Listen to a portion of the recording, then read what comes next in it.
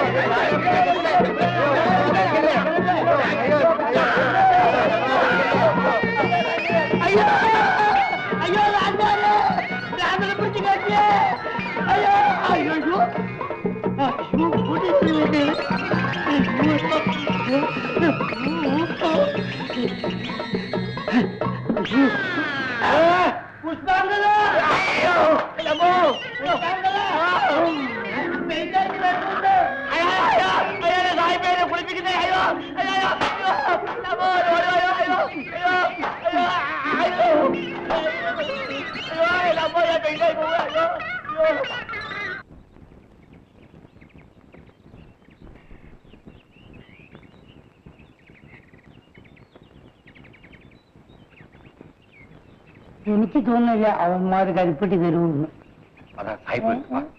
ഇതിനുള്ള finance arrange ചെയ്യണം. ശരി, ബാങ്ക് ചെയ്യാൻ പറഞ്ഞേക്കാം.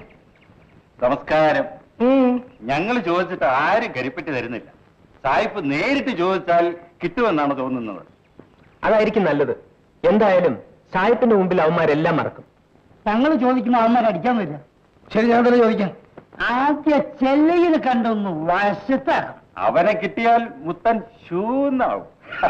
അവന് കുറച്ച് രൂപ കൊടുത്താലും അതൊരു നഷ്ടമാവില്ല. അല്ലാതെ മറ്റു മാർഗമൊന്നുമില്ലെന്നാണ് എനിക്ക് തോന്നുന്നത്.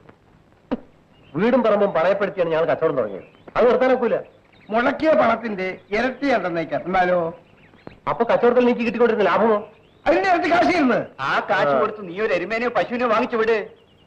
വേണമെങ്കിൽ മാസാമാസം ലാഭത്തിൽ ഒരു പങ്ക് തരാം. എന്നാലോ ആ മനസ്സില്ല. ചെല്ലയ്യ, സൂക്ഷിച്ച് കളിക്കണം. സ്നേഹിച്ചാൽ സായിപ്പ് എന്ത് വേണമെങ്കിലും തരും. ആ അതല്ലേ നളിനാവേഷം തുണിയില്ലാതെ നടക്കുന്നത്. എടാ നിന്നെ ഞാൻ അലറാതെ സായിപ്പേ, ആദ്യം പോയി മദാമ്മയുടെ കാമഭ്രാന്ത് മാറ്റി. അല്ലാതെ ആ പാവപ്പെട്ട മുത്തരെ കൊല്ലാൻ നടക്കണ്ട. വാ സായിപ്പ്, ഇവരോടൊന്നും സംസാരിക്കാൻ കൊള്ളൂല.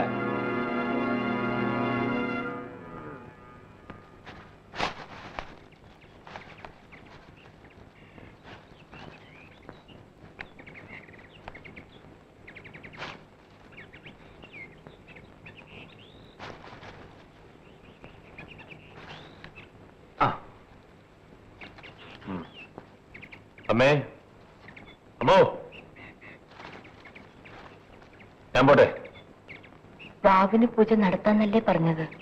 അതിനെന്താ? അതിന് നീ പോണോ? അവര് പോയാ പോരെ? പൂജയ്ക്കുള്ള സാധനമൊക്കെ ഞാൻ കൊണ്ടുവരാന്നേ. അമ്മ കോഴിയെ മാത്രം. അത് ഞാൻ വാങ്ങിച്ചോളാം. ഞാൻ പോട്ടെ.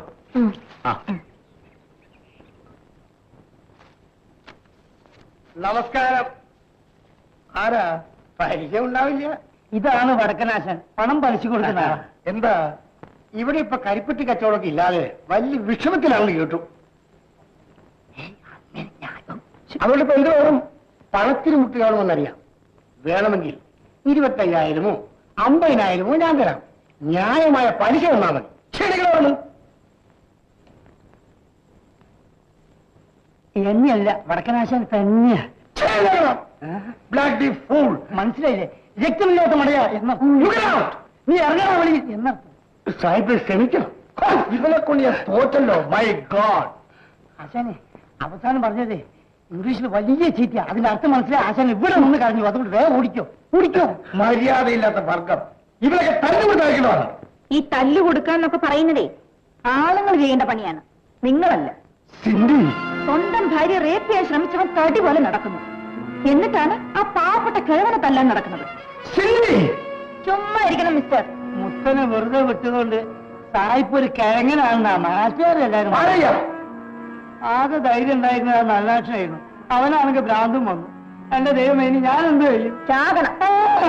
ഈ മനുഷ്യനോട് സംസാരിക്കുന്നതിനേക്കാൾ നല്ലത് അതാണ്. ഞാൻ എന്ത് ചെയ്യണം? അവനെ കൊല്ലണം. ആദ്യം നിങ്ങൾ ഒരാളാണെന്ന് തെളിയിച്ച്.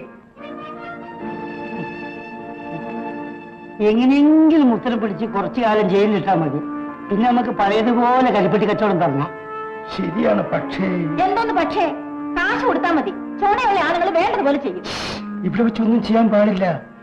ടൗണിൽ കരിപ്പെട്ടി വിൽക്കാൻ പോകുമ്പോൾ അവിടെ വെച്ച് ശരിയാക്കാം. ഇന്ന് രാത്രി അവൻ ടൗണിൽ പോകുന്നുണ്ട്. ഇന്ന് രാത്രി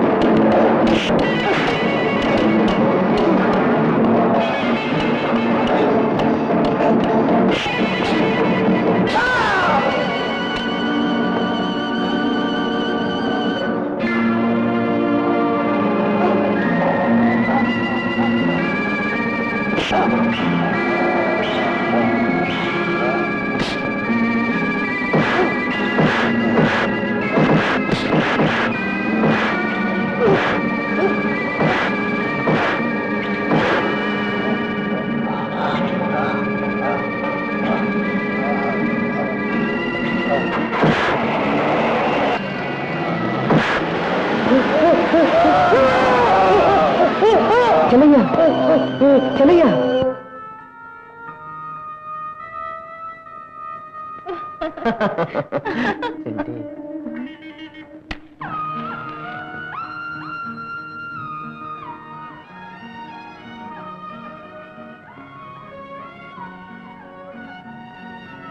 ജീവിതം മുഴുവൻ എനിക്ക് ആസ്വദിക്കും.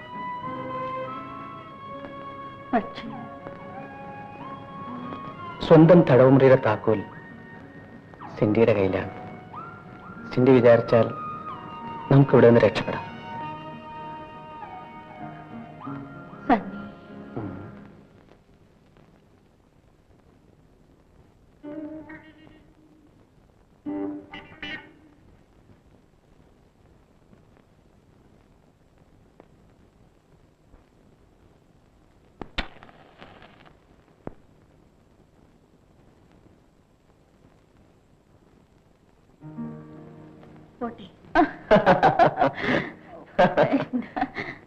Okay, good night. Night.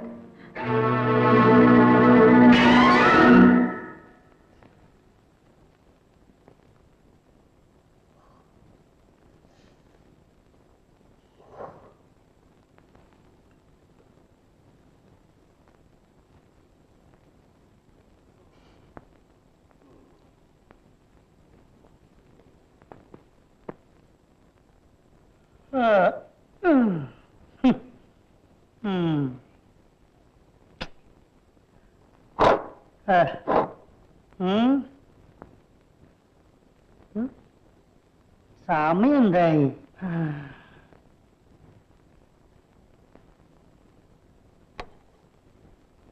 മണി 2. നല്ല വാച്ച്. ഇത് ഞാൻ എടുത്തോട്ടെ? അല്ല, പ്രയാസം ഉണ്ടെങ്കിൽ വേണ്ടേ? ഇല്ല, പാലേനെടുത്തോളൂ. ഇതിന് ഒരു സ്വർണ്ണ ചെയിനായിരുന്നു വേണ്ടത്. എന്ത് ചെയ്യാൻ കാശില്ലല്ലോ. സാറില്ല, സാഹിബിനോട് പറഞ്ഞു തരും. അല്ലെങ്കിൽ മകളോട് പറയാം. വേണ്ട. പിന്നെ സാറ് തരുമോ? തരാം. ഇപ്പൊ വേണ്ട, നാളെ തന്നാലും മതി. നാളെ കാലത്ത് ഞാൻ ഓഫീസിൽ വരാം. ഓക്കെ? ആ, പിന്നൊരു കാര്യം, ചിലപ്പോ ഞാൻ ആർക്കെങ്കിലും വിറ്റെന്ന് വരും. എനിക്ക് കാശിന്റെ സ്വല്പം ആവശ്യമുണ്ട്. ഓക്കെ? ഓക്കെ.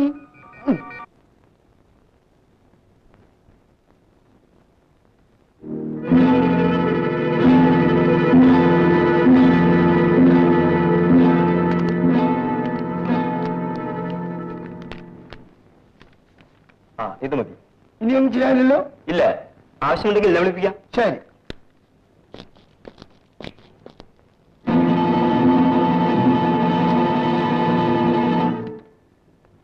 പഞ്ചായത്ത് പ്രസിഡന്റ് എന്നുള്ള നിലയിൽ ഞാൻ വിചാരിച്ചാൽ ഒന്നും ചെയ്യാൻ നോക്കില്ല. ഞങ്ങൾക്ക് ഇതിനെക്കുറിച്ച് ഒന്നും അറിഞ്ഞുകൂടാ. സാറ് തന്നെ രക്ഷിക്കണം. മുത്തന്റെ പേരിൽ ഒരുപാട് കേസുകൾ ചാർജ് ചെയ്തിട്ടുണ്ട്. ബലാത്സംഗം, ഭവനഭേദനം, മോഷണം, അടിപിടി.